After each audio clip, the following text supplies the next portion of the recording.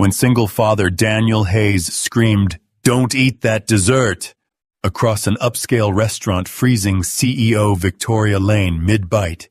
He had no idea he was about to save her life and completely destroy his own. What happened next would tear apart everything they thought they knew about power class and the thin line between survival and love. One poisoned spoon, two shattered worlds, a Ferrari that would change everything. Stay with me until the very end of this incredible true story and let me know in the comments what city you're watching from.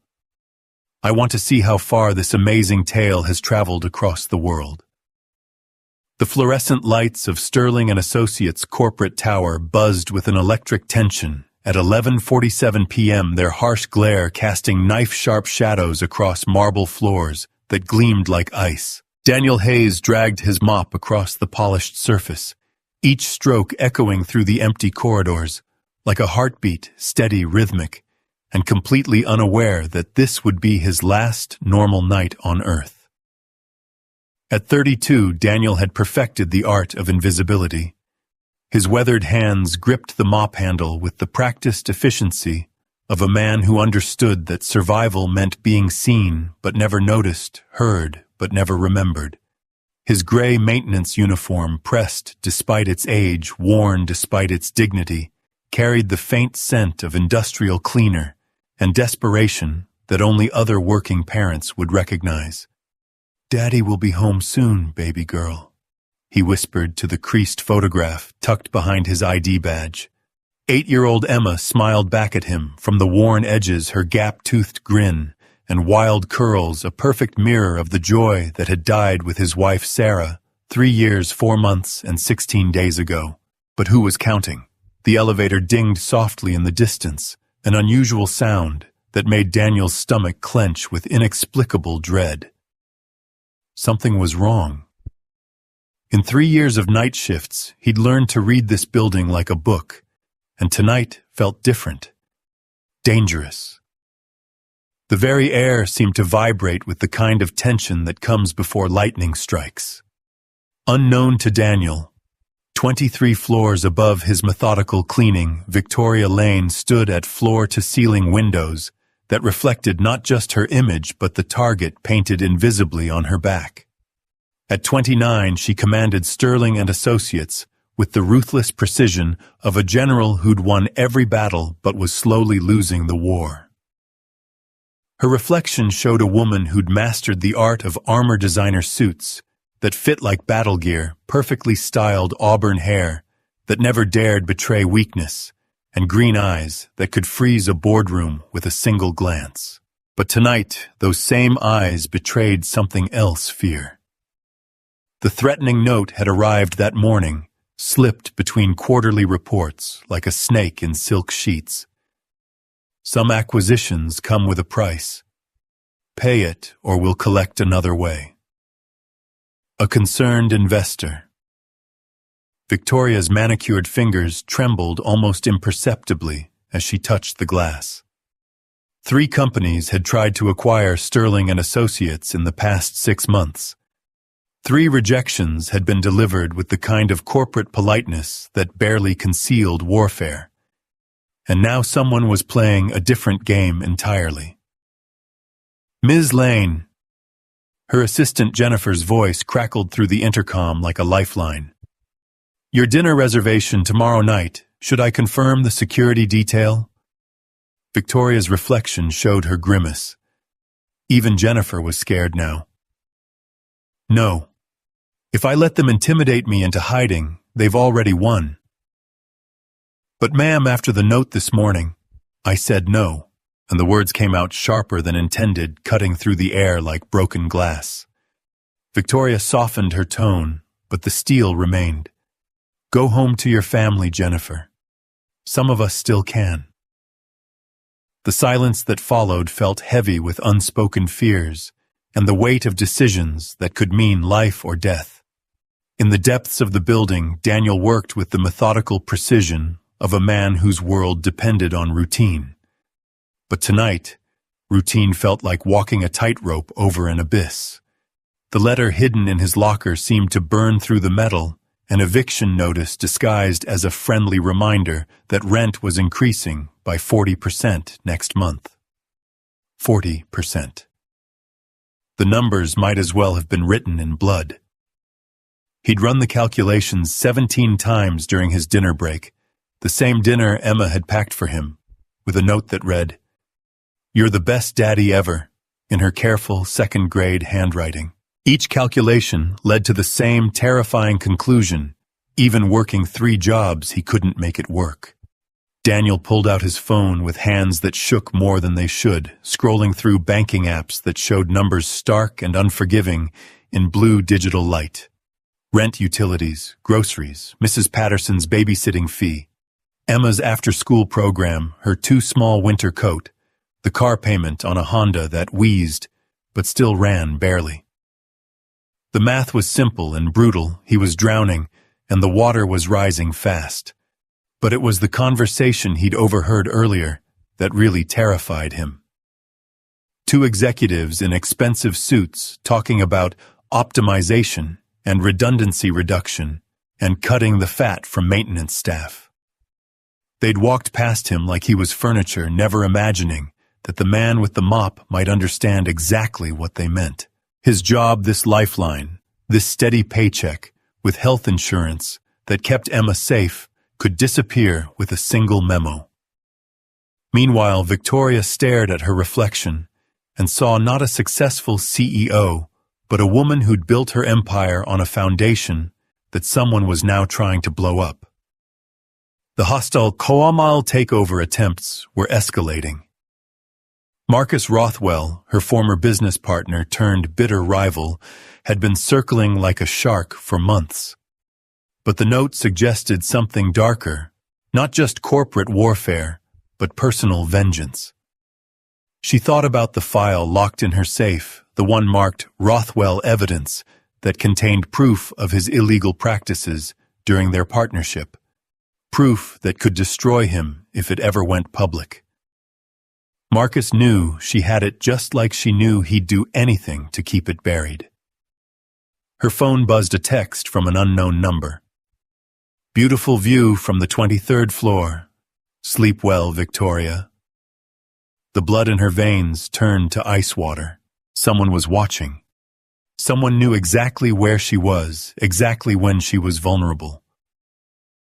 Victoria moved away from the windows, her heart hammering against her ribs like a caged bird. This wasn't just business anymore. This was personal. 2 floors below, Daniel had worked his way into the conference room where Sterling and Associates board meetings took place. The mahogany table gleamed under recessed lighting surrounded by leather chairs that cost more than his annual salary.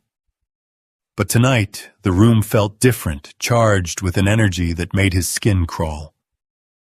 Papers were scattered across the table, and despite his strict rule about not reading confidential documents, and one memo caught his eye like a neon sign, "Project Elimination.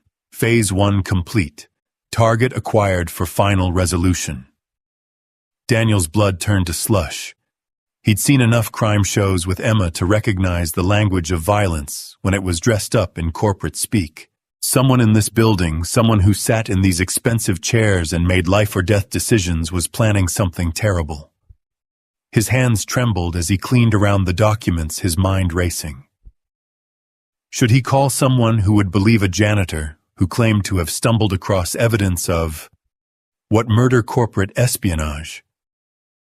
His word against theirs would be like tissue paper against a hurricane. But the image of Emma sleeping peacefully in their tiny apartment, trusting him to keep their world safe, gave him courage he didn't know he possessed.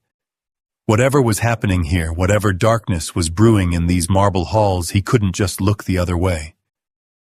As midnight approached, Victoria found herself doing something she'd never done before, walking the halls of her own building like a prisoner in a cage. Her heels clicked against marble floors with an echo that seemed to announce her presence to anyone listening. She'd spent years in these walls, but always moving with purpose, always protected by schedules and security and the illusion of control.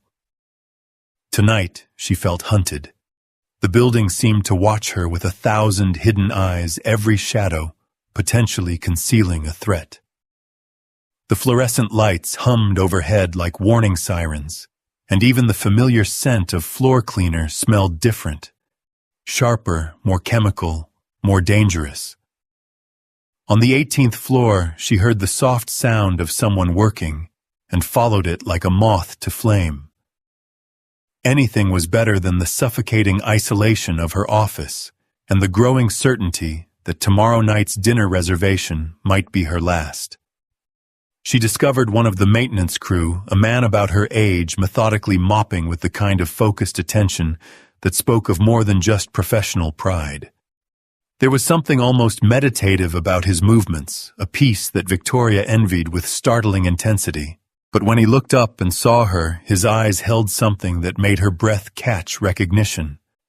Not of her face, but of her fear. This man understood what it meant to be trapped, to be hunted by circumstances beyond your control. "I'm sorry, ma'am," Daniel said quickly, moving to push his cart aside. His voice carried the careful politeness of someone who'd learned that survival meant making himself smaller. "I didn't realize anyone was still here. I can come back later." "No, please." Victoria's voice came out softer than she'd intended, almost vulnerable. "Don't let me interrupt. I couldn't sleep." They stood there in the fluorescent-lit silence, two people from different worlds suddenly seeing each other clearly.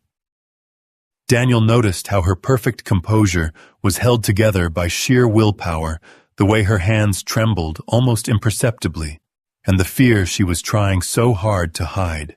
Victoria noticed the way he carried himself with quiet dignity, despite circumstances that would have broken lesser men, and the protective alertness in his eyes that reminded her of a guardian. "It's very clean," Victoria said, finally gesturing around them. "You take real pride in your work." Daniel's surprise was genuine. "Thank you, ma'am. This job means everything to me."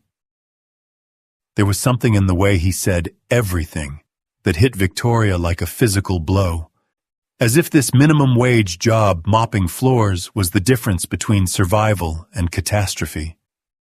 "Do you have family?" The question escaped before she could stop it, more personal than any conversation she'd had in months. Daniel's entire face transformed when he smiled, exhaustion and worry falling away like a mask. "A daughter, Emma. She's 8 years old and thinks I hung the moon." 8. Victoria felt her chest tighten with unexpected emotion. She must be proud to have such a devoted father. Something flickered across Daniel's expression. Fierce love mixed with terror, devotion, tempered by the constant fear of not being enough. "I'd do anything for her. Anything." The words hung in the air between them, heavy with meaning that neither fully understood. Victoria found herself wanting to know more about this man who spoke of love with such fierce certainty, who found purpose in protecting someone small and innocent in a world that seemed designed to crush the vulnerable. But before she could ask another question, Daniel's expression changed. His eyes focused on something over her shoulder, and the color drained from his face like water from a broken dam. "Ma'am," he said quietly, his voice tight with controlled panic. "I think you should see this." Victoria turned to follow his gaze, and her blood turned to ice. There, reflected in the dark window behind them, was the unmistakable silhouette of a figure watching from the building across the street, a figure that disappeared the instant they noticed it, melting into shadows like smoke. "How long have you been working this floor tonight?" Victoria asked, her CEO instincts kicking in despite her fear. "Since 11. "But ma'am," Daniel's voice dropped to a whisper, "I've been seeing things, hearing things, and I found something in the conference room that I think you need to know about." The building around them seemed to hold its breath, as if even the walls knew that this moment was a turning point. Two strangers thrown together by circumstance and fear were about to discover that their separate worlds were connected by threads of danger neither could have imagined. Victoria's phone buzzed again. Another text from the unknown number. How sweet. Making friends with the help. Don't get too attached. Some people are easier to replace than others. The message was accompanied by a photo that made Victoria's knees nearly buckle. Emma Hayes, 8 years old, with wild curls and a gap-toothed grin walking out of her elementary school that very afternoon. Daniel saw the blood drain from Victoria's face and stepped closer, his protective instincts overriding every rule about maintaining professional distance. "Ma'am, what is it?" Victoria's hands shook as she showed him the phone. When Daniel saw his daughter's photo in the text thread, the careful politeness fell away completely, replaced by something primal and dangerous. "They're threatening Emma," he said quietly, his voice carrying the kind of controlled rage that could move mountains or burn them down. "Whoever's after you, they're using my little girl as leverage."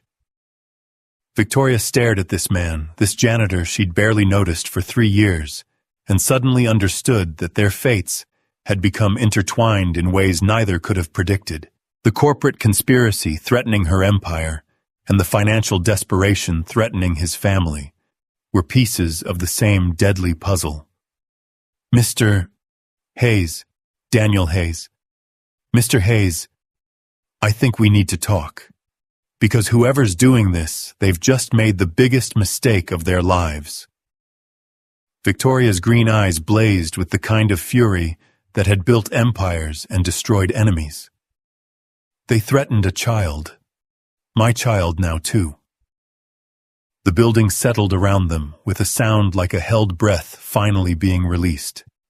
In the space of 5 minutes, a CEO and a janitor had become allies in a war neither had seen coming. Tomorrow night, when Victoria sat down to dinner at Le Bernardin, Danielle would be watching from the shadows.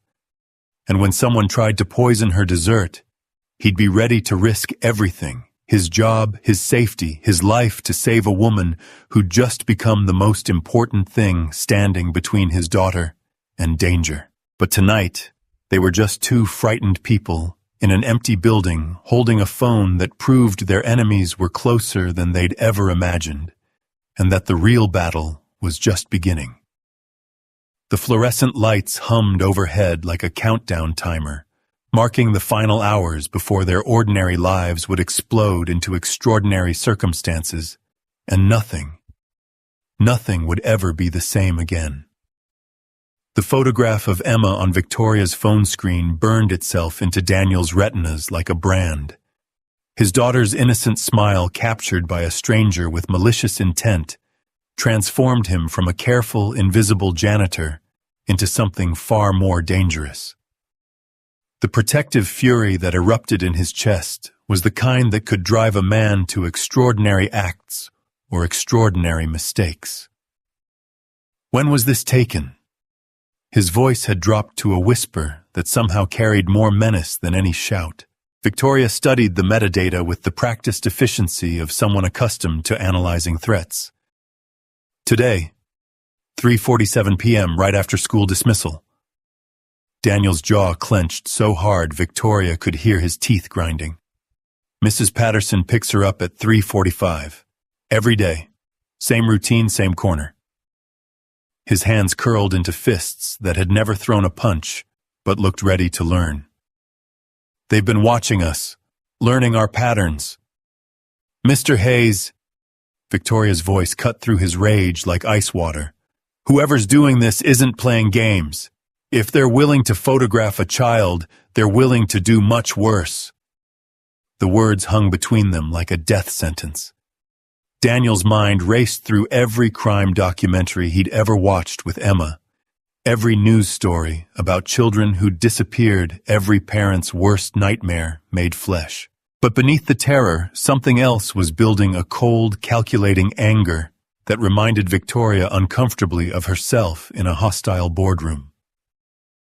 "You said you found something in the conference room. she said, forcing her CEO instincts to override her panic. Show me. They moved through the building like conspirators, their footsteps echoing in harmony against marble floors that suddenly felt more like a trap than a workplace. The fluorescent lights hummed overhead with an ominous buzz, and every shadow seemed to hide watching eyes. In the conference room, Daniel pointed to the scattered papers with hands that barely trembled. I wasn't trying to read them, I swear, but this one. Victoria's face went white as bone as she read the memo. Project elimination. Phase 1 complete. Target acquired for final resolution. Her hands shook as she flipped through the other documents. These aren't from my company. Someone planted these here. What's Phase 1? Daniel asked, though he suspected he didn't want to know the answer. Surveillance, pattern recognition, vulnerability assessment. Victoria's voice was clinical, detached, as if discussing someone else's potential murder could somehow make it less real. They've been studying me for weeks. My routines, my relationships, my weaknesses. And Emma... Victoria's composure cracked like ice under pressure. Your daughter isn't a weakness, Mr. Hayes. She's leverage. They know that threatening her is the fastest way to control you. Control me how? Before Victoria could answer, her phone buzzed again. This time the message was longer, more detailed, and infinitely more terrifying. Tomorrow night, Le Bernardin, 8 p.m. Ms. Lane will order the chocolate soufflé for dessert. A special ingredient has been added to ensure she enjoys her last meal. Any attempt to involve police change venues or bring security will result in immediate consequences for the Hayes family. The janitor will watch. The janitor will do nothing. The janitor will learn what happens to people who interfere with business. Daniel read over her shoulder, his breathing becoming shallow and rapid. They know about tomorrow night's dinner. They know about the dessert. They know everything. More than that, Victoria said, her voice barely audible. They know you'll be there. They're counting on you seeing it happen and being too terrified to act. The realization hit them both like a physical blow. This wasn't just about corporate warfare or hostile takeovers. This was about psychological torture, forcing a father to watch a murder while his child's life hung in the balance, turning a good man into an unwilling accomplice through pure terror. We have to call the police, Daniel said, reaching for his phone. No. Victoria's hand shot out to stop him, her grip surprisingly strong. If we involve law enforcement, they'll follow through on their threat. And Emma... The words died in her throat, but they both understood. A child's life had become the ultimate bargaining chip in a game neither of them fully understood. Then what do we do? Daniel's voice cracked with the strain of a man pushed beyond his limits. Victoria stared at the conference room table, where she'd negotiated billion-dollar deals, made decisions that affected thousands of lives, built an empire from nothing but determination and ruthless intelligence. Now faced with the most important decision of her life, she felt smaller than she ever had before. We beat them at their own game, she said finally. But first, we need to understand who we're fighting. They spent the next hour in Victoria's office, surrounded by the trappings of success that now felt more like museum pieces than achievements. Victoria pulled files from her safe while Daniel paced like a caged animal, his mind constantly drifting to Emma, sleeping peacefully in their apartment, unaware that her life had become a chess piece in someone else's deadly game. Marcus Rothwell, Victoria said, spreading photographs and documents across her desk. My former business partner, current nemesis, and the most likely candidate for wanting me dead. Daniel studied the photos, a man in his 40s with silver hair and cold eyes that seemed to calculate the value of everything they looked at, including human lives. What did you do to him? I refused to let him destroy this company with his illegal practices. When I found evidence of his money laundering operation, I gave him a choice: resign quietly or face federal charges. Victoria's voice hardened with remembered anger. He chose option 3, attempt to destroy me personally and professionally. Oh, the evidence you mentioned, you still have it. Victoria nodded toward her safe. Enough to put him away for 20 years. But if I'm dead, it dies with me. And if I use it to destroy him, he'll retaliate against Emma. Daniel finished the thought, his stomach churning with the implications. They sat in silence, the weight of their impossible situation pressing down like a physical force. Outside the windows, the city sparkled with lights from thousands of lives being lived in blissful ignorance of the deadly drama unfolding 23 floors above the street. "There's something else," Victoria said quietly. "Something I haven't told you." Daniel looked up from the photographs, dread pooling in his stomach like acid. 6 months ago, Marcus made me an offer. He wanted to buy Sterling and Associates for a fraction of its worth, with the understanding that he'd take care of any resistance to the sale. Victoria's voice dropped to a whisper. I turned him down, obviously, but he said something that didn't make sense at the time. What? He said that sometimes the best way to acquire a company was to make the owner disappear, and that he'd found someone who specialized in making problems vanish permanently. The words hit Daniel like ice water. You think he hired a professional? I think we're dealing with someone who kills for money and has no qualms about using innocent children as leverage. Victoria's green eyes blazed with fury. Which means Emma isn't safe even if we comply with their demands. Daniel's world tilted on its axis. The careful life he'd built for his daughter, the routines, the safety measures, the illusion of security crumbled like sand. What are you saying? I'm saying that giving them what they want won't save Emma. It'll just make her a loose end to be tied up later. Victoria stood up, pacing to the windows that had become her prison. We can't run. We can't hide. We can't call for help. So we have to be smarter than they are. How? Victoria turned back to him, and Daniel saw something in her expression that reminded him why she'd built an empire from nothing. We make them think they've won, and then we destroy them. The next 18 hours passed in a blur of careful planning and barely controlled terror. Victoria went through the motions of a normal day, attending meetings and reviewing contracts, while her mind raced through contingencies and backup plans. Every interaction felt surreal, as if she were watching someone else live her life, while she prepared for what might be her final performance. Daniel picked up Emma from school as usual, his heart breaking, as she chattered about her science project and the boy who'd shared his cookies at lunch.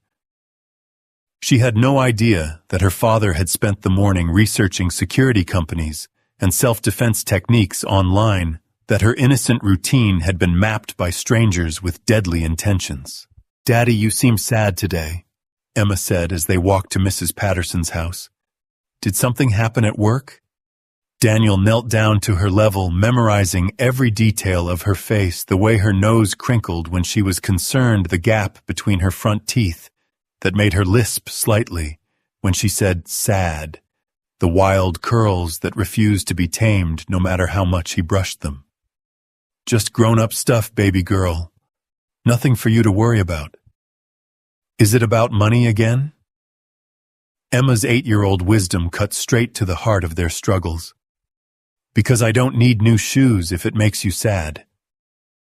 Daniel pulled her into a hug that lasted longer than usual, breathing in the scent of her strawberry shampoo and the innocence that he'd die to protect.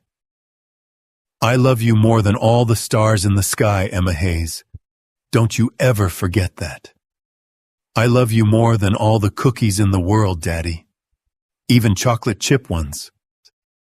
As he walked to work that evening, Daniel felt like a man heading to his execution.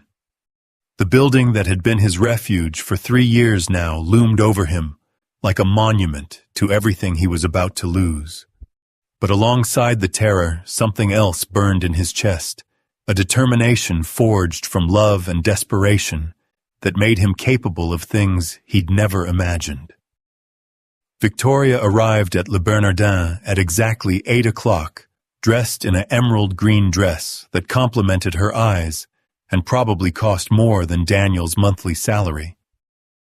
She moved through the restaurant with the confidence of someone accustomed to being the most powerful person in any room, but Daniel, watching from his position as a consulting security specialist, the maitre d' had been paid to ignore, could see the tension in her shoulders. The restaurant was elegant in the way that only came with decades of reputation and prices that excluded anyone who counted pennies. Crystal chandeliers cast warm light over tables where deals worth millions were discussed over wine that cost more than most people's rent. Victoria had chosen a table near the center of the dining room, visible to everyone, surrounded by witnesses, theoretically safe. But Daniel knew better. Poison was the perfect crime in a place like this, where exotic ingredients and complex preparations could hide any number of deadly additions. "Good evening, Ms. Lane," the waiter said with practiced charm. "Will anyone be joining you this evening?" "Just me tonight, Thomas. The usual table was perfect, thank you." Daniel watched from his corner position as Victoria ordered wine and appetizers with the calm of someone discussing the weather. But he could see her hands trembling slightly as she lifted her water glass, could read the fear in her eyes, despite the perfect smile she maintained for the staff. The dinner proceeded with agonizing normalcy. Victoria ate her appetizer, responded to text messages, even took a business call that seemed routine to anyone watching. But Daniel could feel the tension building like pressure in a steam engine, could sense the approaching moment when everything would explode into chaos. At 9:47, Thomas the waiter approached with a silver tray. "Compliments of the chef, Ms. Lane. Our signature chocolate soufflé with a special preparation just for you." Victoria's eyes found Daniel's across the room, and he saw his own terror reflected back at him. This was it. The moment they'd been dreading had arrived with all the ceremony of a last meal. "How thoughtful," Victoria said, her voice steady, despite the earthquake happening inside her chest.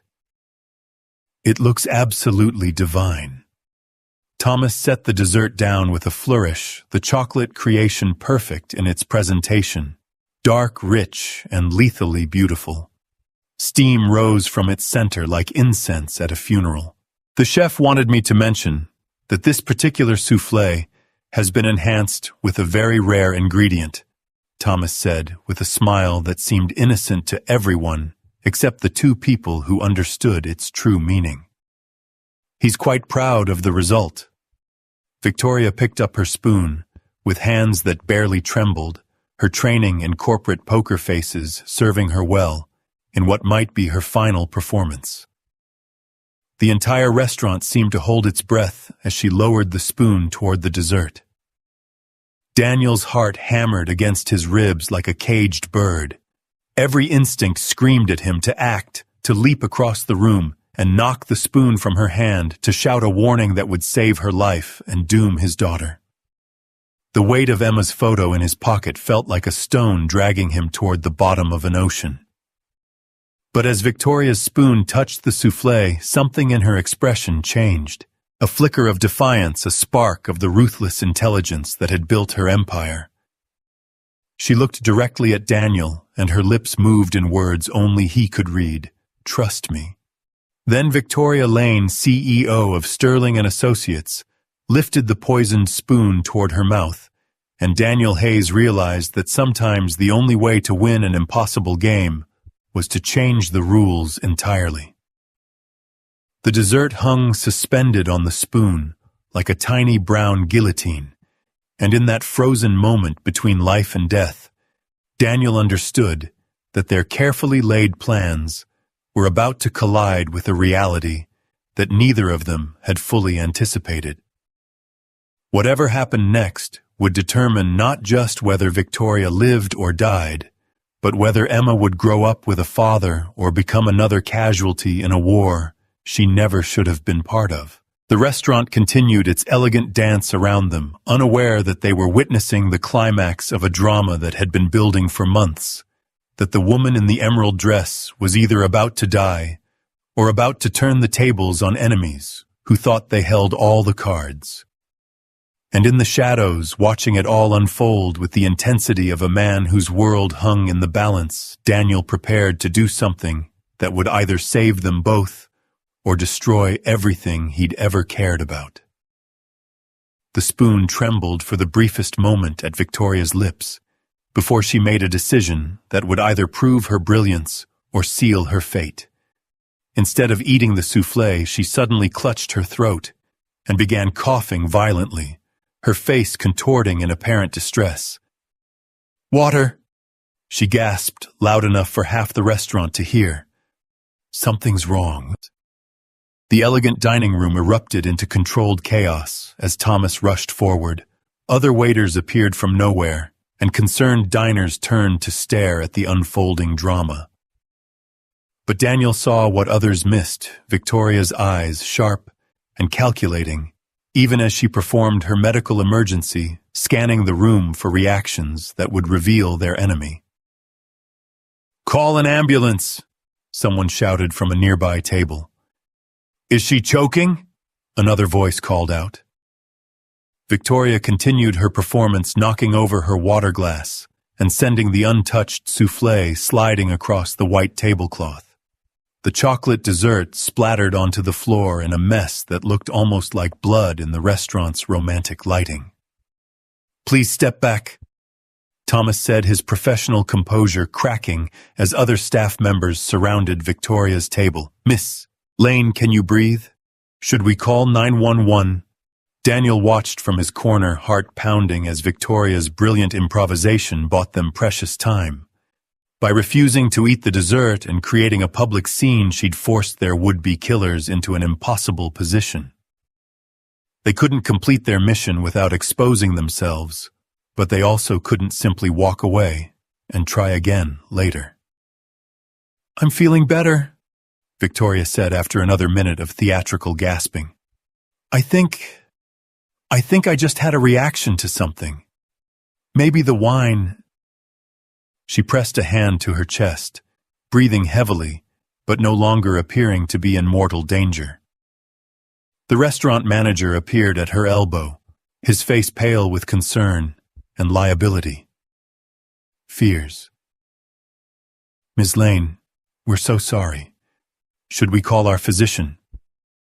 We can arrange for immediate medical attention." No, I think I'll be fine." Victoria stood slowly, steadying herself against the table. "Perhaps I should head home and rest. If someone could call me a taxi." Daniel's admiration for her quick thinking was overshadowed by a growing sense of dread. Victoria had brilliantly avoided the immediate threat, but their enemies were still out there, still watching, still planning, and Emma was still in danger. As the restaurant staff fussed over Victoria and began cleaning up the spilled dessert, Daniel noticed something that made his blood run cold. Thomas, the waiter, had disappeared. In all the commotion, the man who'd delivered the poisoned soufflé had simply vanished, leaving behind only the scattered remains of their failed assassination attempt. Victoria caught Daniel's eye across the room and gave an almost imperceptible nod toward the exit. The message was clear. It was time to leave, time to regroup, time to figure out their next move before their enemies regrouped and tried again. But as Victoria gathered her purse and prepared to make her exit, Daniel's phone buzzed with a message that turned his relief into pure terror. "Very impressive performance. Too bad it won't save the little girl. We know where she sleeps." The photograph attached showed Emma's bedroom window, taken from outside their apartment building. His daughter's nightlight glowed softly behind glass that suddenly seemed as fragile as paper, and Daniel could see her stuffed elephant sitting on the windowsill, where she always placed it before bed. Victoria noticed his face go white and quickly made her way toward his corner of the restaurant, still playing the part of a woman recovering from a medical episode. "I need some air," she announced to the hovering staff. "The gentleman by the door offered to help me to my car." Daniel moved to her side with legs that felt like lead, offering his arm as they walked toward the exit. To anyone watching, they looked like a good Samaritan helping a sick woman. In reality, they were two people whose carefully orchestrated plan had just collapsed into nightmare. "They have Emma's location," Daniel whispered as they stepped onto the sidewalk. "They're at my apartment building." Victoria's composure finally cracked. "How is that possible? We had people watching." "What people?" Daniel's voice rose dangerously. "You said we couldn't trust anyone. You said involving others would make it worse." The accusation hung between them like a live wire. In the space of 30 seconds, their partnership had devolved into desperate finger-pointing as the reality of their situation crashed down around them. "Mr. Hayes, I hired a private security firm to monitor your daughter discreetly. Ex-military personnel with impeccable credentials." Victoria's voice shook with something between fear and fury. "If they've been compromised..." Daniel's phone rang, the shrill sound cutting through the night air like a scream. The caller ID showed Mrs. Patterson's number, and his heart stopped beating entirely. "Hello?" His voice came out as barely a whisper. "Daniel." Mrs. Patterson's voice was tight with fear. "I'm so sorry to call this late, but there are men outside the building. They've been there for an hour just watching. And Emma, she's asking for you. She says she had a bad dream about strangers." Daniel's knees nearly buckled. "Is she safe? Are you both safe? We're inside doors locked, but Daniel..." "One of them came to the door 20 minutes ago. Said he was from your work, that there was an emergency. I didn't let him in, but he knew things. He knew Emma's name, knew about her elephant, knew what grade she's in."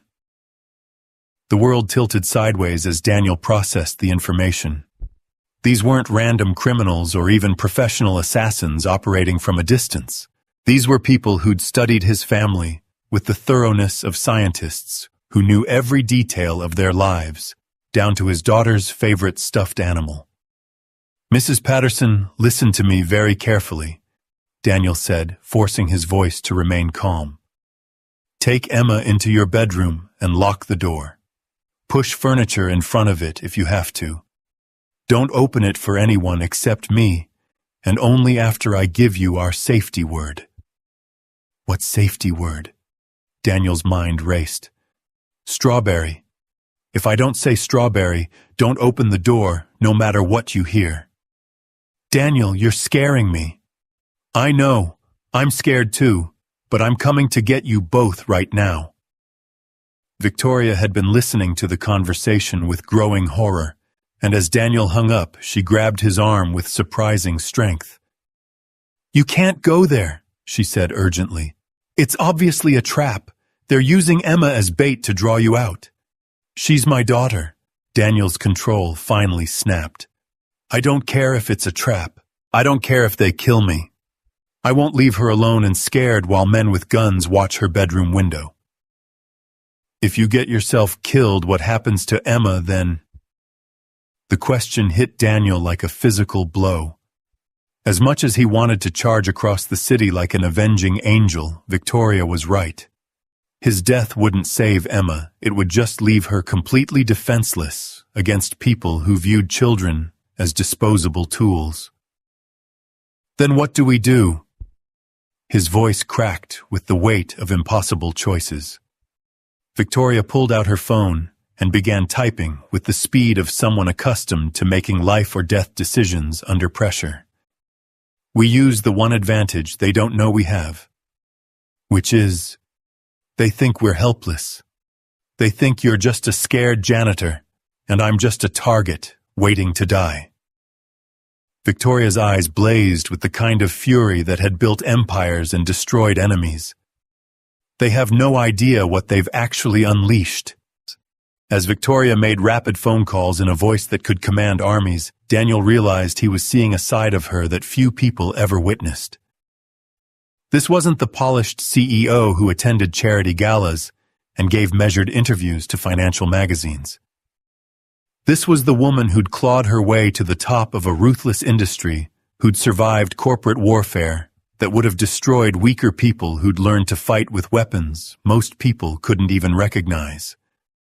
"Marcus Rothwell," she said into the phone, her voice cold as Arctic wind. "Yes, I know what time it is. Yes, this is about the dessert. You have exactly 30 seconds to call off your dogs before I release every piece of evidence I have about your money laundering operation to the FBI, the SEC, and the Washington Post." Daniel could hear shouting from the other end of the line, but Victoria's expression remained ice cold. "I'm not bluffing, Marcus, and I'm not negotiating. You threatened a child, which means you've crossed a line that can't be uncrossed. So here's what's going to happen. You're going to tell your hired killers to walk away from that apartment building right now, or I'm going to destroy you so completely that you'll spend the rest of your life in a federal prison cell, assuming you live long enough to make it to trial." More shouting, angrier this time. Victoria held the phone away from her ear and looked at Daniel with something that might have been satisfaction. "He's claiming he doesn't know what I'm talking about," she said, "which means either he's lying or we're dealing with someone else entirely." Daniel's phone buzzed again. Another photo, this one showing Mrs. Patterson's front door, with shadows visible in the hallway beyond. The message read, "30 minutes, come alone.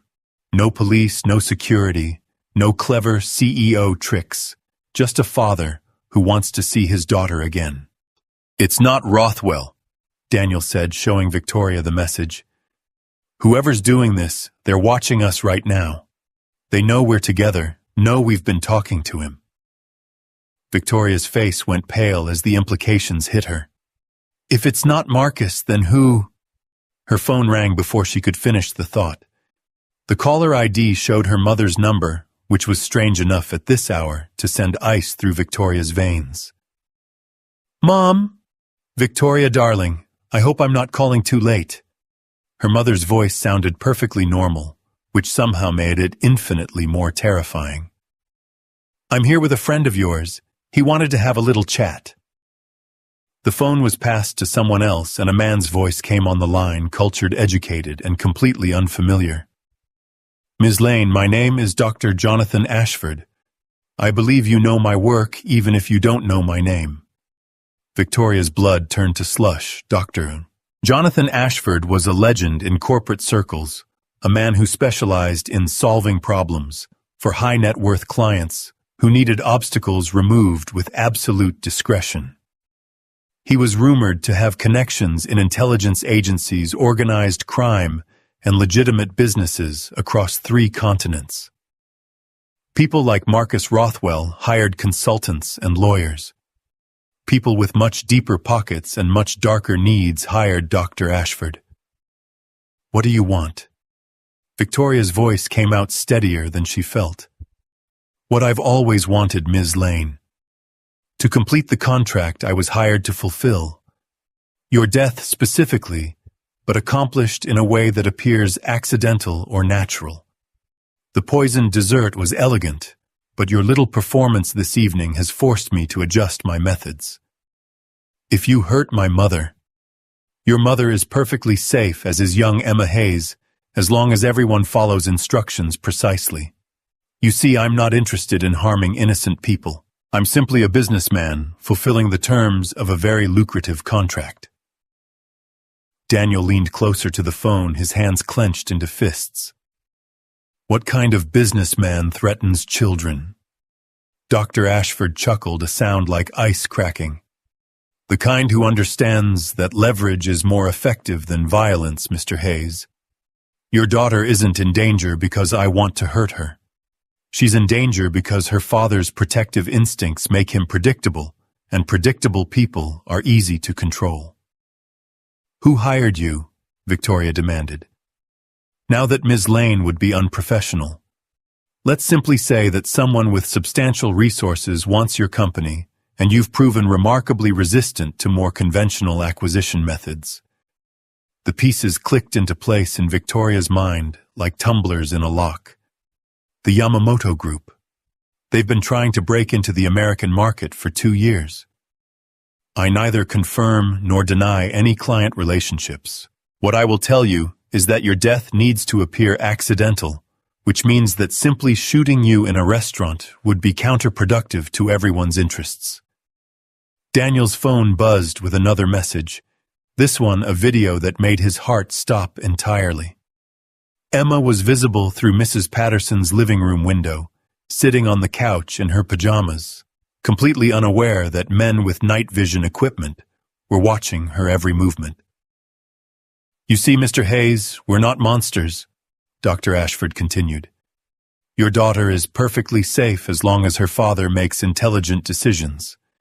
But if you force us to change our plans, if you involve law enforcement or try to be heroic, well, accidents can happen to anyone. Victoria grabbed Daniel's arm as she saw him start to move toward the street. Don't, she whispered urgently. He's baiting you. Ms. Lane is quite right, Dr. Ashford said, apparently having heard her comment. This is indeed a carefully orchestrated psychological manipulation designed to force Mr. Hayes into predictable behavior. The question is whether knowing that changes anything. Daniel closed his eyes, his mind racing through options that all seemed to lead to disaster. Run to Emma's location and walk into a trap that would likely get them both killed. Stay put and hope that professional killers would honor their word about not harming children. Call the police and risk triggering exactly the kind of violent response they were trying to avoid. What do you want us to do? Victoria asked. Simple. Miss Lane will meet me at the location I'm about to send to her phone. Alone, unarmed, with no surveillance or backup of any kind. She'll consume a beverage I provide which will cause her to suffer what appears to be a massive heart attack. Very sad, very natural, and completely unconnected to any business disputes or corporate warfare. And Emma, once Miss Lane is dead, and I've fulfilled my contract. Your daughter goes back to her normal life. She'll never even know that her father briefly became involved in something far beyond his understanding. Victoria and Daniel stared at each other in the flickering light of a street lamp, both understanding that they'd reached the moment where all their careful planning and desperate scheming had led them. The choice was stark and simple, Victoria's life for Emma's safety. There's a third option, Victoria said quietly. Dr. Ashford chuckled again. I'm listening. You said your client wants my company. What if I simply gave it to them, signed over controlling interest, transferred ownership, walked away from everything I've built? An interesting proposal, but unfortunately incomplete. You see, Ms. Lane, you know too much about your competitors' methods. You've seen evidence of how business is conducted at the highest levels. Letting you live even in retirement would create an unacceptable risk of future complications. Daniel felt something snap inside his chest, a sound like breaking glass, that he recognized as the moment when ordinary people discover they're capable of extraordinary violence. There's a fourth option, he said, his voice deadly quiet. Oh, I kill you before you can hurt either of them. Dr. Ashford's laughter was genuinely amused this time. Mr. Hayes, I appreciate your protective instincts, but you're a maintenance worker with no combat training, no weapons, and no idea where I am. I, on the other hand, have been eliminating problems like you for longer than your daughter has been alive. Maybe, but you made one mistake. Which is... Daniel looked at Victoria, seeing his own desperate determination reflected in her green eyes. You assumed I was just a janitor before Dr. Ashford could respond. Daniel ended the call and turned to Victoria with an expression she'd never seen before. Not the careful politeness of an employee, or the desperate fear of a threatened father, but something harder and infinitely more dangerous. What did you mean? Victoria asked.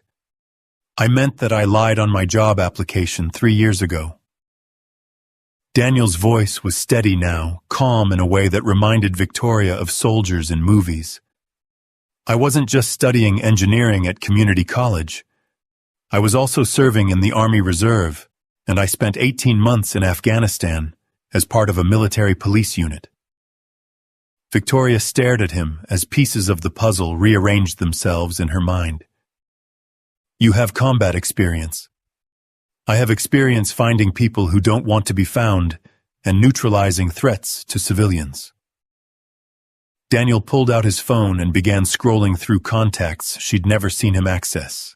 I also have friends who owe me favors, friends who never quite made it back to civilian life the way I did. What are you saying? I'm saying that Dr. Ashford made the same mistake everyone makes. He looked at my uniform and my paycheck and assumed he knew everything about me. Daniel's eyes met hers, and Victoria saw something there that was both terrifying and oddly comforting. He's about to learn that some janitors clean up messes in ways that don't involve mops. As Daniel made his phone calls, speaking in the kind of military shorthand that Victoria had only heard in movies, she realized that their impossible situation had just become something else entirely. They were no longer helpless victims being manipulated by a professional killer. They were no longer playing defense against an enemy who held all the cards. For the first time since this nightmare began, they were about to go on the offensive. The war for Emma's life and Victoria's survival was about to begin in earnest, and Dr. Jonathan Ashford was about to discover that threatening a father's child was the kind of mistake that could get even the most careful professional killed. The first call Daniel made was to a number he hadn't dialed in 3 years, but his fingers remembered the sequence like muscle memory. When the gravelly voice answered on the second ring, Daniel felt a piece of his old self click back into place. Reaper Jesus Christ, is that really you? Hey Tank, I need a favor. Master Sergeant Robert Tank Morrison had been Daniel's squad leader in Afghanistan, a mountain of a man who could disarm an IED with hands steady as stone and navigate hostile territory like he'd grown up there. More importantly, Tank had made Daniel promise to call if civilian life ever got too complicated for one man to handle. Talk to me, brother. What's the situation? Daniel gave him the condensed version: professional killer, threatened child, corporate conspiracy, ticking clock. Tank listened without interruption, the way he'd listened to mission briefings in places where mistakes got people killed. Location: New York, Manhattan. I can send coordinates. Assets: just me and one civilian. High-value target but no combat experience. Opposition: unknown number, professional grade, international connections. Tank was quiet for 30 seconds, and Daniel could practically hear him calculating odds and resources across the phone line. I'm 4 hours out by road, 2 hours if I commandeer a helicopter from my buddy at McGuire Air Force Base. Can you maintain position until then? Negative. They have eyes on my daughter now. This moves fast or it moves bloody. Roger that. Tank's voice shifted into the command tone that had kept their unit alive through 18 months of hell. I'm activating the network. Phoenix, Warhammer, and Ghost are all within driving distance. We'll have boots on ground in 90 minutes. Victoria listened to this exchange with growing amazement. The man she'd known as a quiet janitor was speaking in military terminology with the confidence of someone who'd commanded life-or-death operations. When Daniel ended the call, she realized she'd been holding her breath. Who are Phoenix, Warhammer, and Ghost? Sarah Martinez was our communications specialist. Army Rangers before she transferred to our unit. Now she runs a private security firm in Jersey. Daniel was already dialing the next number. Jake Warhammer Williams was explosive ordnance disposal. He's working construction in Queens, but he never forgot how to make things go boom. And Tommy Ghost Chen was reconnaissance. If there's something to find in this city, he'll find it. The transformation was remarkable. The careful, deferential janitor had disappeared entirely, replaced by a man who moved and spoke with the practiced efficiency of someone accustomed to operating under extreme pressure. Victoria found herself seeing Daniel Hayes clearly for the first time, not as an employee or a victim, but as a soldier who'd learned to hide his training behind a mop and a minimum wage paycheck. Phoenix, it's Reaper, Daniel said into the phone. I need a full tactical package in Manhattan Timeline immediate. We have hostile surveillance on a civilian target and at least one confirmed professional operator. Sarah's voice was crisp and professional when she responded. Location for gear delivery. Sending coordinates now. And Phoenix, bring the good stuff. We're going up against someone with serious backing. Copy that. Inbound with full kit in 60 minutes. As Daniel made his remaining calls, Victoria processed the implications of what she was witnessing. Her quiet night janitor was assembling a team of military veterans with combat experience and access to weapons that definitely weren't available at the local sporting goods store. The careful, law-abiding single father was about to wage a private war in the middle of Manhattan. Daniel, she said quietly, what you're planning, this isn't Afghanistan. This is American soil with American laws and American consequences. Daniel looked at her with eyes that had seen too much death to be intimidated by legal technicalities. Dr. Ashford and his people already decided that American laws don't apply to this situation. They're holding my daughter hostage and planning to murder you in cold blood. As far as I'm concerned, they forfeited any protection those laws might have offered them. Victoria's phone buzzed with a new message from Dr. Ashford. Warehouse District, Pier 47, 1 hour. Come alone or the child dies first. The address was in a part of the city where screams wouldn't be heard and bodies could disappear into the Hudson River without a trace. Victoria had attended enough corporate negotiations to recognize the psychological advantage of choosing the terrain. Dr. Ashford was forcing them to come to him on his terms, in a location where he controlled every variable. It's a kill box, Daniel said, reading the address over her shoulder. He's not planning to honor any deals. He's planning to eliminate all loose ends in one convenient location. Then we don't go. We can't not go. He has my mother and his people are watching Emma. Victoria's voice was steady, but Daniel could see the fear she was trying so hard to control. If we don't show up, he'll start killing people just to prove he can.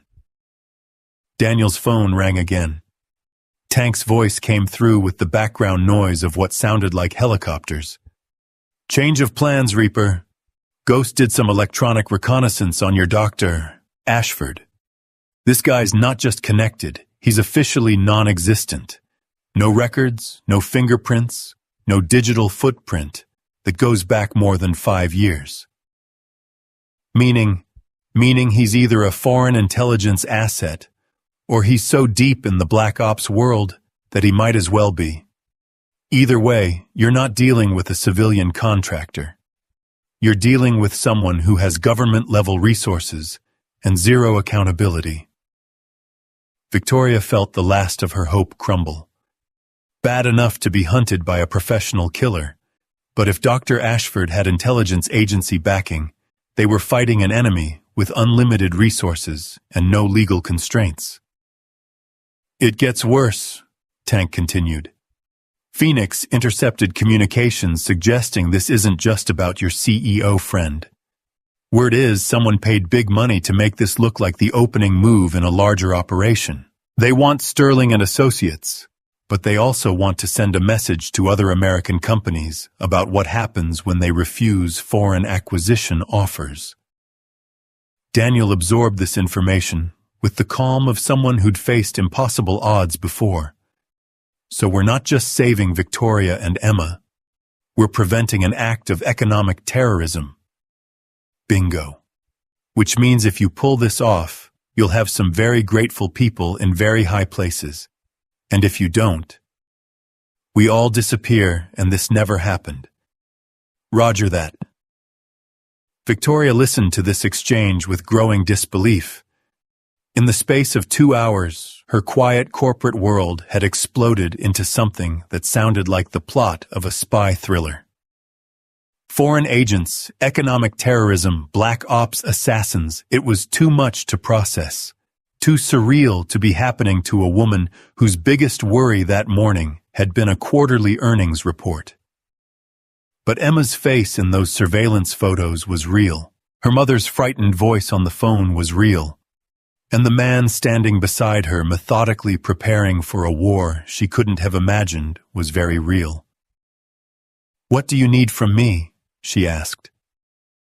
Daniel studied her for a moment, and Victoria saw him making calculations that had nothing to do with corporate strategy. "I need you to trust me completely, even when what I'm asking doesn't make sense. I need you to follow orders instantly, without question or hesitation. And I need you to understand that once this starts, there's no going back to the way things were."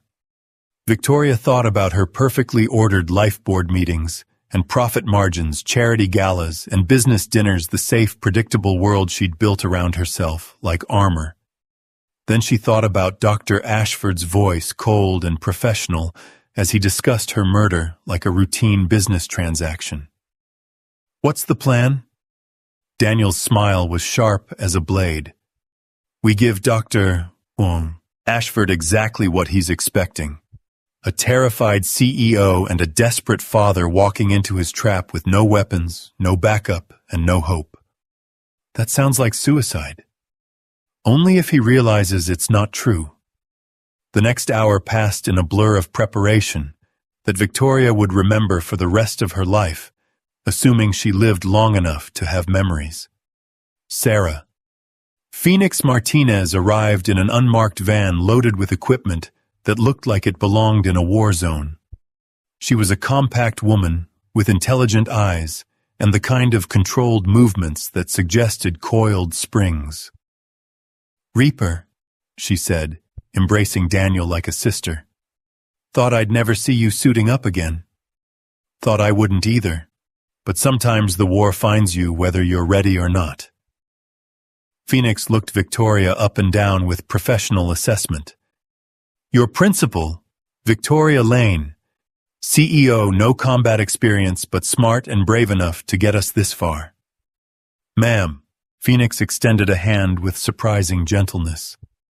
"Don't worry. We're very good at keeping people alive." The gear Phoenix produced was unlike anything Victoria had seen outside of movies. Body armor that looked like business clothing, communication devices, smaller than earbuds, weapons that seemed to materialize from nowhere. But what impressed her most was the quiet competence of the people handling it all. Jake Warhammer Williams arrived next, a stocky man with scarred hands, and the kind of smile that suggested he enjoyed his work a little too much. He brought a duffel bag that clinked ominously when he set it down. "Heard we're doing some urban renovation," he said to Daniel. "I brought party favors." "Non-lethal if possible," Daniel replied. "We've got civilians in the mix." "I got you covered. Flashbangs smoke some very persuasive breaching charges. Should be enough to make our new friends reconsider their life choices." Tommy Ghost Chen was the last to arrive, and Victoria barely saw him until he spoke from directly behind her. He was small, quiet, and moved with the fluid grace of someone who'd learned to be invisible as a survival skill. Perimeter is compromised, he reported to Daniel. Minimum 4 surveillance teams, probably more. They're tracking every move we make. Good, Daniel said, surprising everyone. Let them watch. I want them confident and predictable. Victoria was beginning to understand the elegance of Daniel's plan. Dr. Ashford expected them to arrive at Pier 47 defeated and helpless, ready to be eliminated like pieces on a chessboard. He wouldn't be looking for a coordinated military assault, because nothing in Daniel's background suggested he was capable of mounting one. What about Emma? Victoria asked. If we're walking into a trap, how do we protect her? Daniel's expression softened for a moment, revealing the father beneath the soldier. That's where you come in. Phoenix is going to teach you how to use some very sophisticated electronics. While Dr. Ashford is focused on us, you're going to help us locate and extract Emma and my mother. I don't understand. Phoenix pulled out a device that looked like a high-end smartphone crossed with a military radio. Thermal imaging, encrypted communications, real-time tactical mapping. You'll be our eyes and ears while the boys make noise. Victoria stared at the device, overwhelmed by the complexity of what they were asking her to do. I run board meetings, not military operations. Same skill set, Daniel said with surprising gentleness. You coordinate resources, make decisions under pressure, and adapt when situations change. The only difference is the stakes. The stakes are my daughter's life. No, Victoria said quietly, surprising herself with the steel in her voice. The stakes are all of our lives. Emma, your mother, you, me, we're all targets now. And the only way any of us survive is if we stop thinking like victims and start thinking like victors. Daniel looked at her with something that might have been pride. Phoenix, show her how to use the gear. Warhammer. I need you to rig the warehouse with enough surprises to keep Dr. Ashford's people busy. Ghost full reconnaissance on their positions. I want to know how many shooters they have and where they're hiding. What about you? Victoria asked. I'm going to call Dr. Ashford back and arrange our surrender. The plan was audacious in its simplicity. Daniel would contact Dr. Ashford and agree to meet at Pier 47, bringing Victoria as requested. They would appear to be defeated, frightened, and completely under his control. What Dr. Ashford wouldn't know was that Phoenix would be providing overwatch from a neighboring building.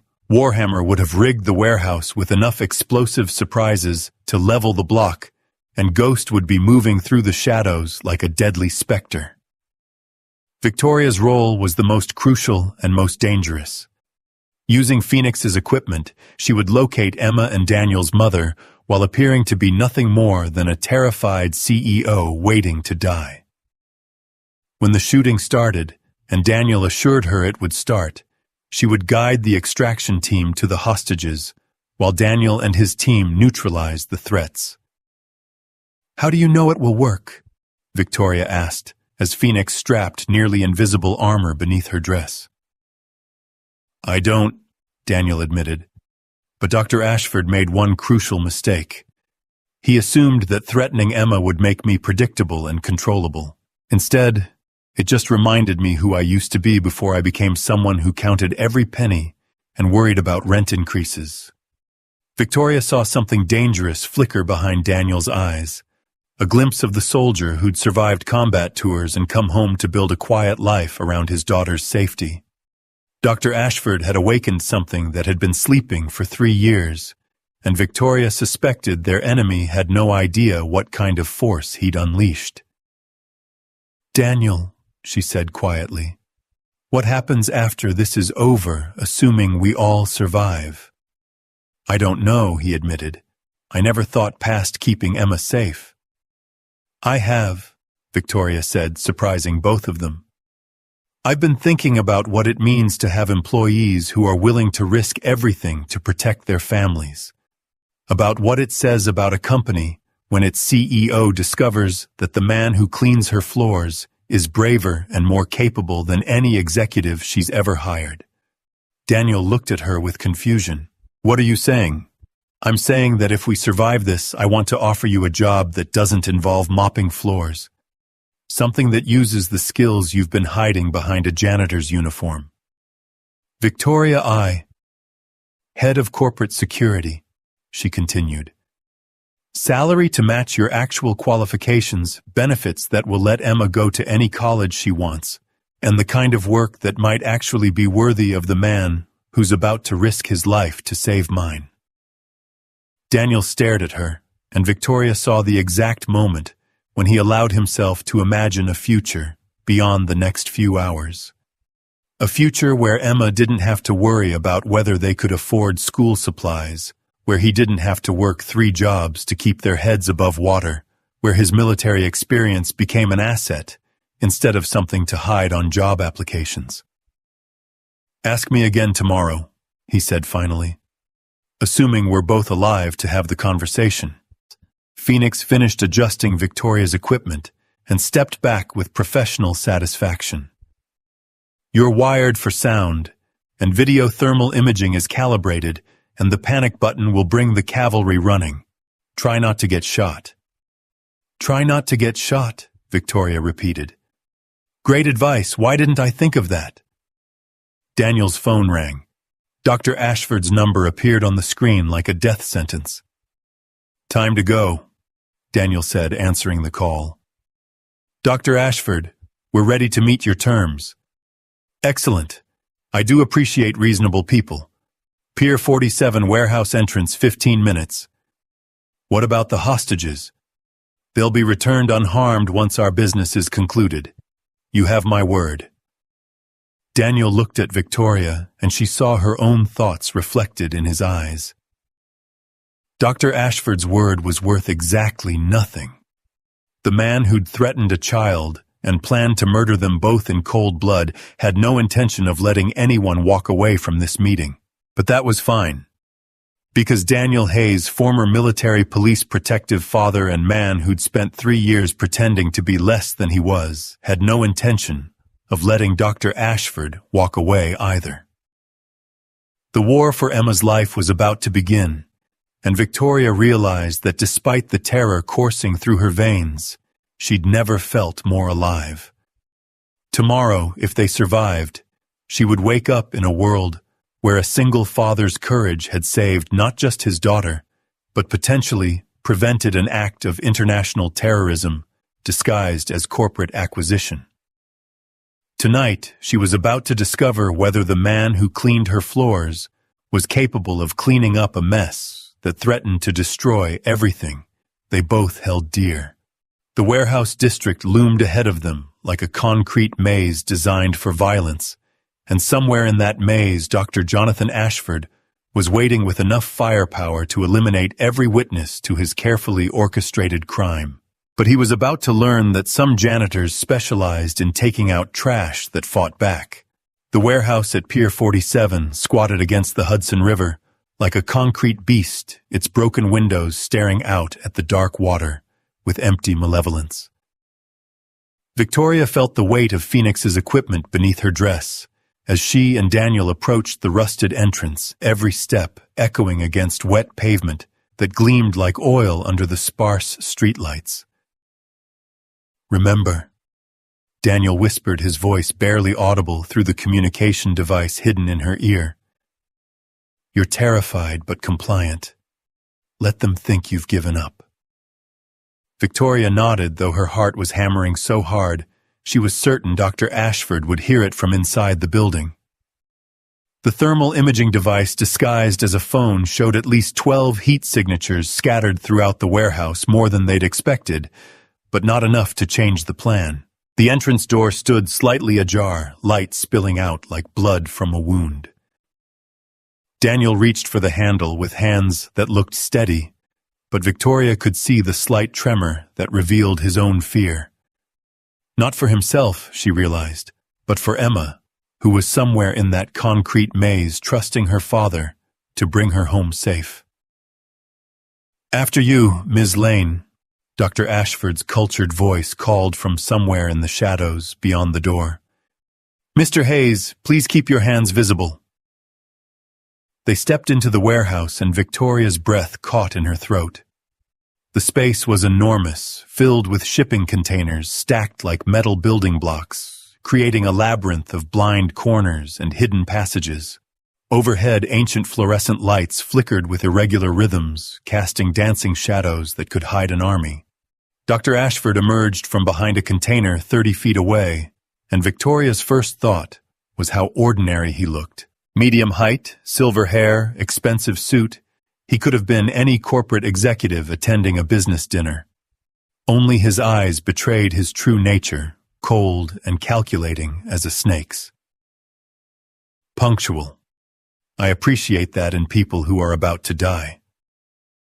Daniel stepped slightly in front of Victoria, a protective gesture that looked unconscious, but she recognized as tactical positioning. "Where are they?" "Patience, Mr. Hayes. First, we need to discuss the terms of Ms. Lane's unfortunate demise." Dr. Ashford pulled out a small vial filled with clear liquid, holding it up to catch the flickering light. "A synthetic compound that mimics the effects of a massive coronary event. Completely undetectable in standard autopsy procedures and absolutely unstoppable once administered." Victoria forced herself to look terrified instead of furious. "What about your promise you said if I came here?"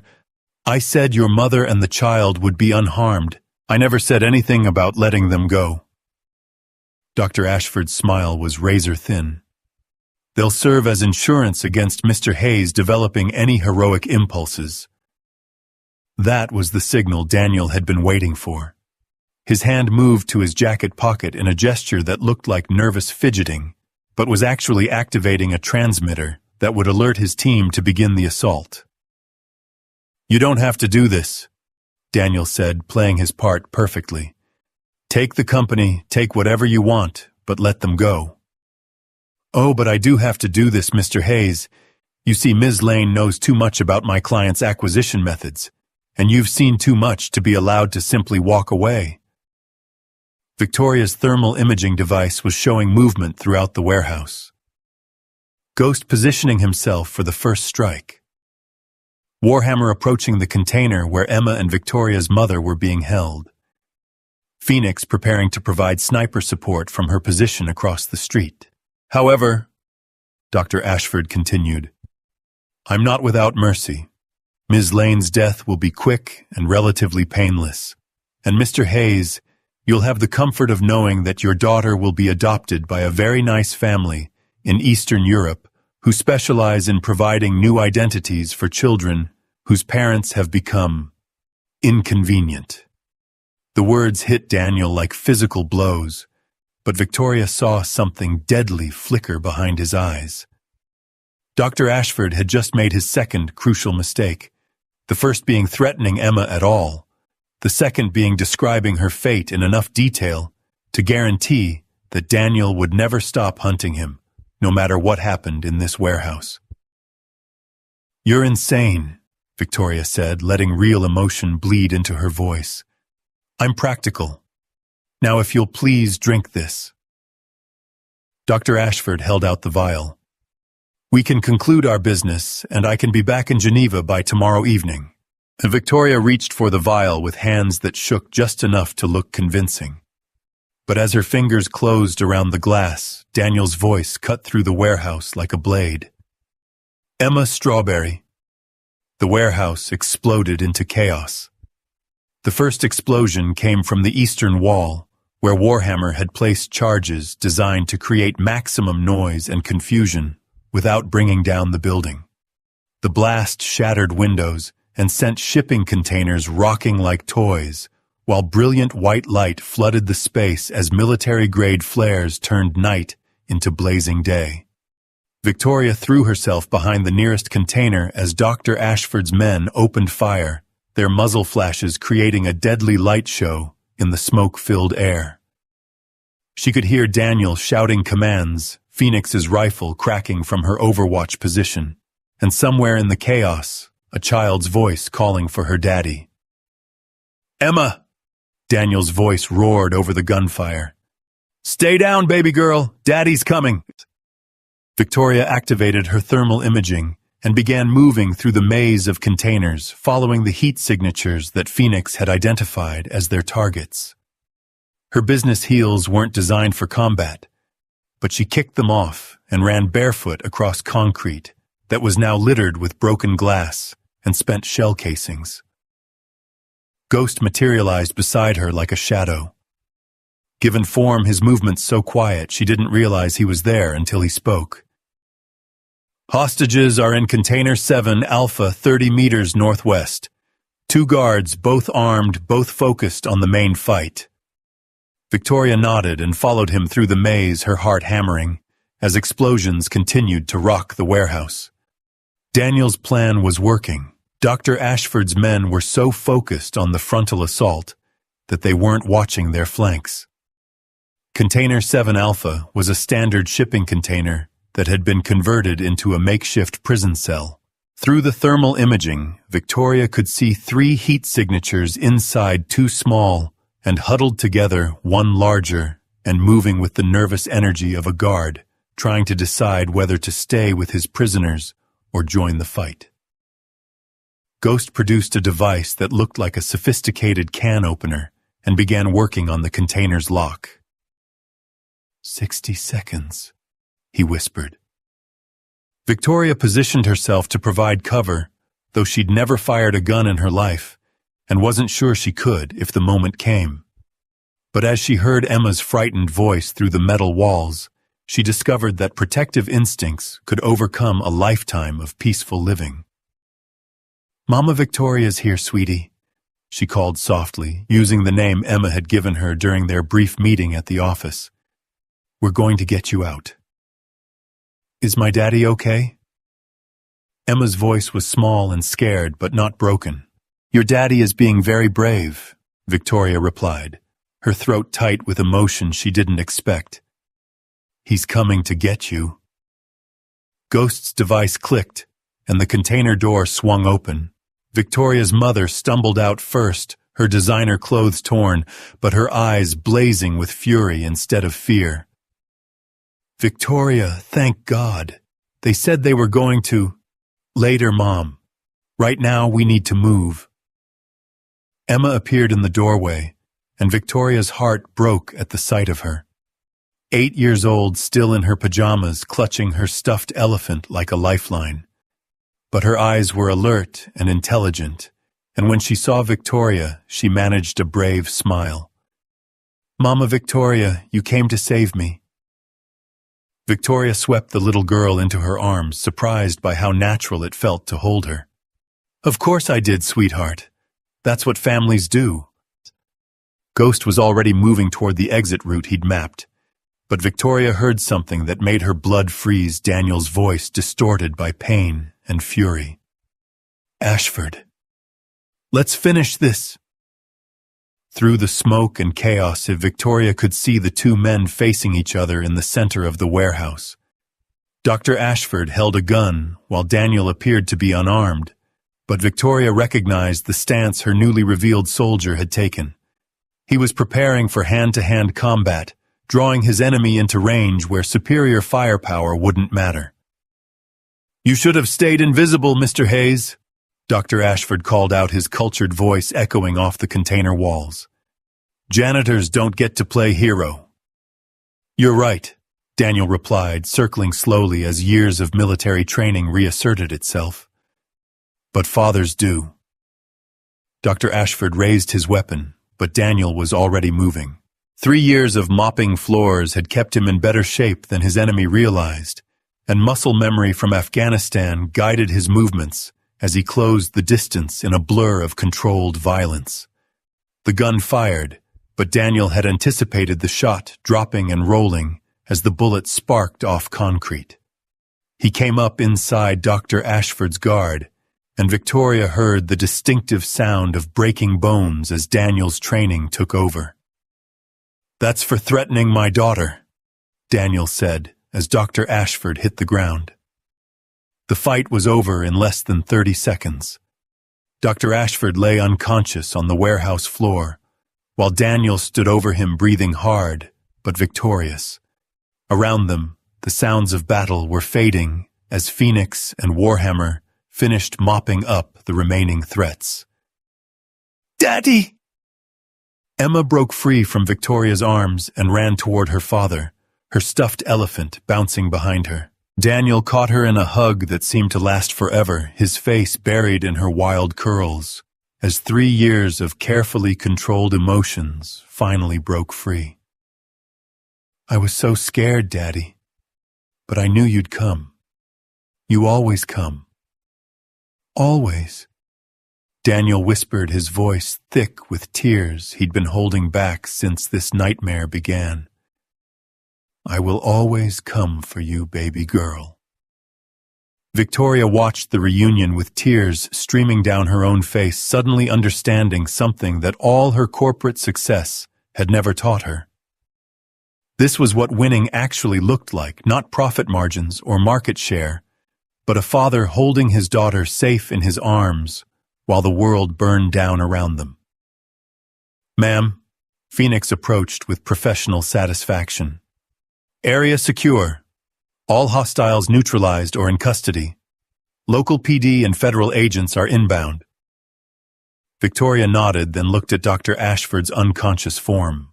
"What happens to him?" "That depends on which agency gets to him first," Phoenix replied. "But between the attempted murder, international terrorism, and child endangerment charges, I'd say he's going to spend the rest of his life in a place that makes this warehouse look like a resort." As sirens wailed in the distance, Victoria felt the weight of the night's events settle over her like a heavy blanket. In 12 hours, her carefully ordered world had exploded into violence and terror, but it had also revealed truths that would change everything going forward. Daniel approached with Emma in his arms, both of them looking exhausted but alive. "Victoria," he said quietly, "I can't thank you enough. You risked everything for us." "No," Victoria replied, surprising herself with the certainty in her voice. "You risked everything for me. And Emma risked everything just by being brave enough to trust that her daddy would save her." Emma looked at Victoria with the serious expression that only children could manage. "Are you going to be part of our family now, Mama Victoria?" The question hit Victoria like a physical blow. She looked at Daniel, seeing her own confusion reflected in his eyes, then at Emma's hopeful face, then at her own mother, who was watching the exchange with knowing satisfaction. Victoria started, then stopped. The corporate vocabulary that had served her so well in boardrooms suddenly seemed inadequate for this moment. "What Emma means," Daniel said gently, "is that we've all been through something that changes people. We're not the same as we were 12 hours ago." Victoria nodded, understanding flooding through her like sunlight. "No, we're not." 6 months later, Victoria stood at the floor-to-ceiling windows of her office, watching the city that had almost become her graveyard. But the view was different now because everything was different now. Sterling and Associates had not only survived the attempted hostile takeover, it had emerged stronger than ever. The international attention from Dr. Ashford's arrest had led to new clients, new opportunities, and a reputation for being the kind of company that protected its people no matter what the cost.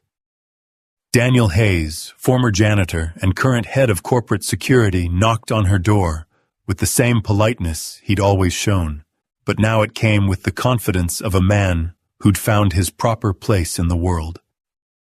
"The Yamamoto Group situation," Victoria asked without preamble. "Resolved. Turns out they were very eager to negotiate once their previous consultant was indicted for terrorism." Daniel's smile was sharp with satisfaction.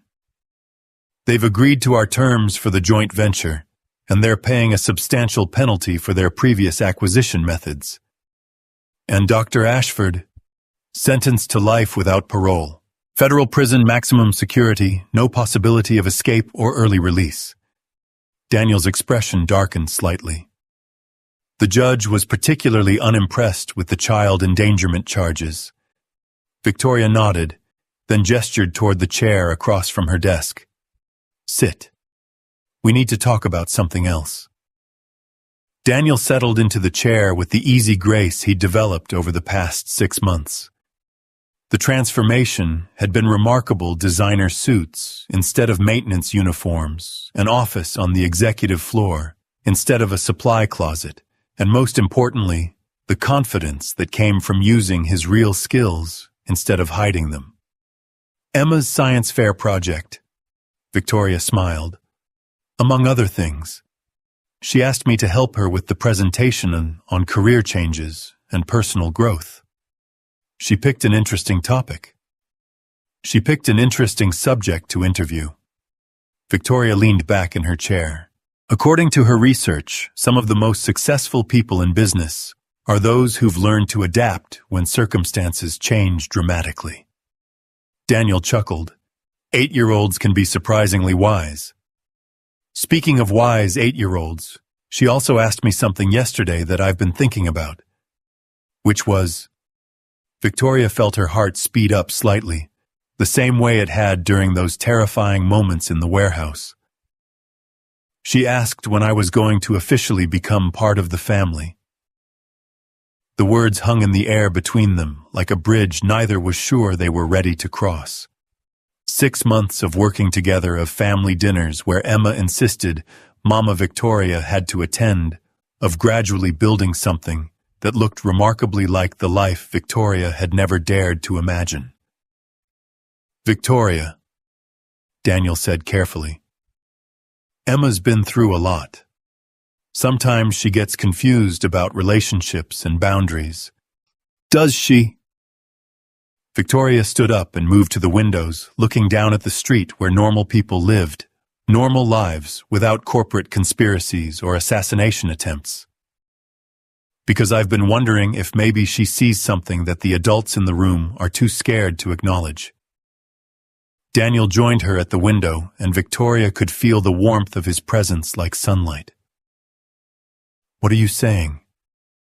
I'm saying that 6 months ago I was a woman who had everything except the things that actually mattered. Success without purpose, wealth without love, power without the people worth protecting. Victoria turned to face him, seeing her own emotions reflected in his eyes.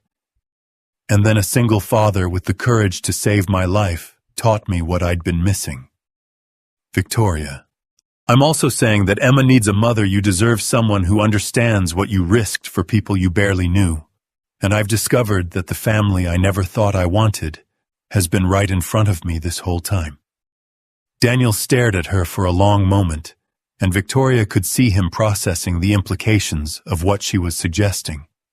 Not just romance, but the complete restructuring of 2 lives that had found their way to each other through violence and terror, and emerged stronger on the other side. Are you asking what I think you're asking? Victoria reached into her desk drawer and pulled out a small velvet box, her hands shaking only slightly, as she opened it to reveal a simple but elegant ring. Daniel Hayes, former janitor, current head of security, and the bravest man I've ever known, she said, her voice steady despite the earthquake happening in her chest. Will you marry me?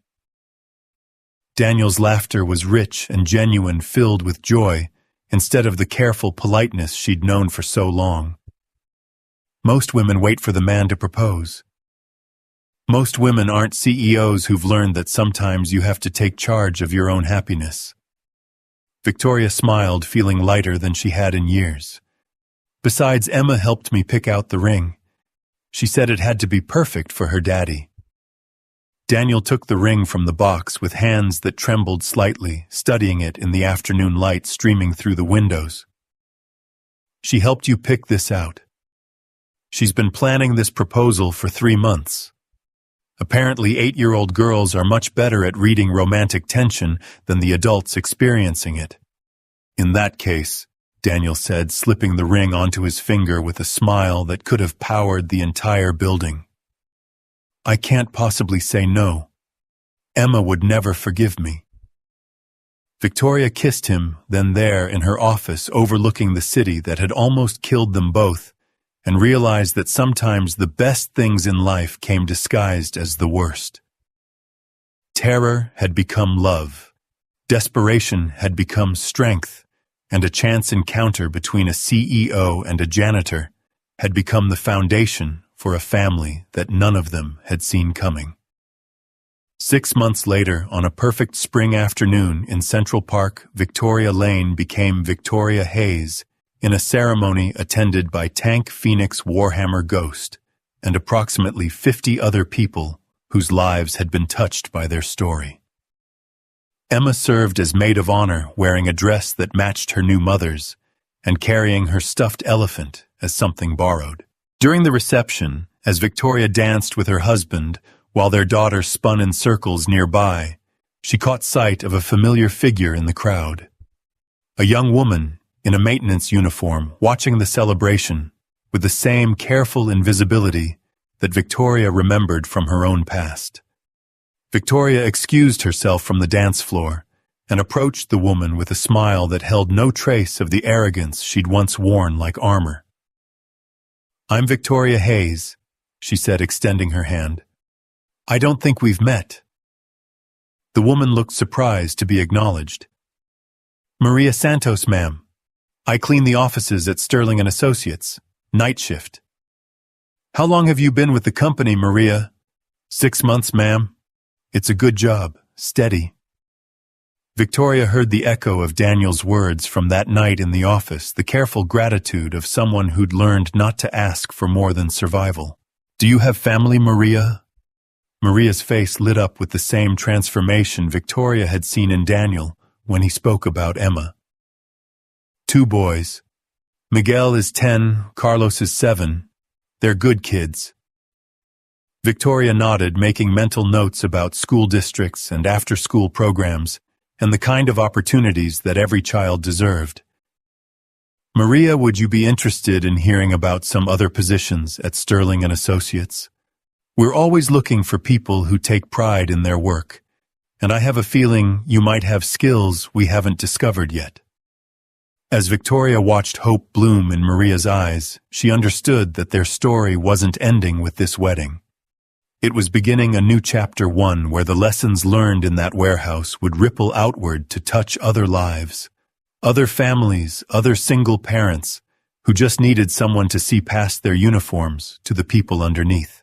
Daniel appeared at her elbow with Emma riding on his shoulders, both of them glowing with happiness that was infectious. "Making new friends?" he asked, extending his hand to Maria with the same warmth Victoria had learned to expect from the man who'd once risked everything for strangers.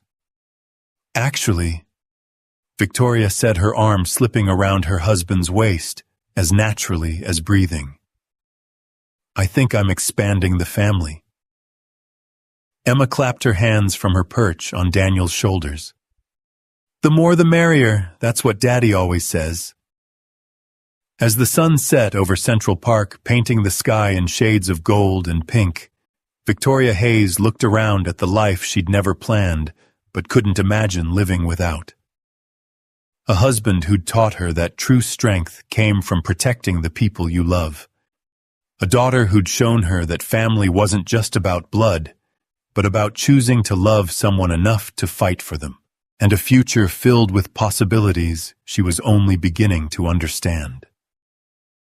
The woman who'd once sat alone in corporate towers surrounded by success but starved of purpose was gone forever. In her place stood someone who understood that the most important acquisitions weren't companies or contracts, but connections with people brave enough to risk everything for each other. And somewhere in the crowd, a night janitor named Maria Santos was about to discover that sometimes the most extraordinary changes begin with the simplest gesture, someone powerful enough to change your life, deciding that you're worth the effort. The story that had begun with a desperate shout across an elegant restaurant was becoming something larger. Something that would ripple through countless lives in ways none of them could predict. Because that's what real love does. It transforms not just the people who find it, but everyone they touch along the way. As fireworks began to explode over the city, Emma pointed at the sky with wonder, while her parents held each other close. Victoria understood that this was what winning actually looked like. Not profit margins or market dominance, but a child's laughter echoing through the night, while the people who love her most prepare to give her a world full of possibilities. The Ferrari was still parked outside their brownstone when they got home that night, gleaming under the streetlights like a symbol of everything that had changed. But now it wasn't just Victoria's car. It was the family car, the one that would take them on weekend trips and school visits and all the ordinary adventures that make up an extraordinary life. And in the morning, when Daniel woke up next to the woman who'd become his wife and his partner in everything that mattered, he would remember the night when a desperate father's love had collided with a powerful woman's courage, creating something neither of them could have achieved alone. The janitor and the CEO had become simply Daniel and Victoria Hayes' parents to a little girl who'd taught them both that the best families aren't born, they're forged in the fires of adversity and tempered by the choice to keep fighting for each other no matter what the world throws at them.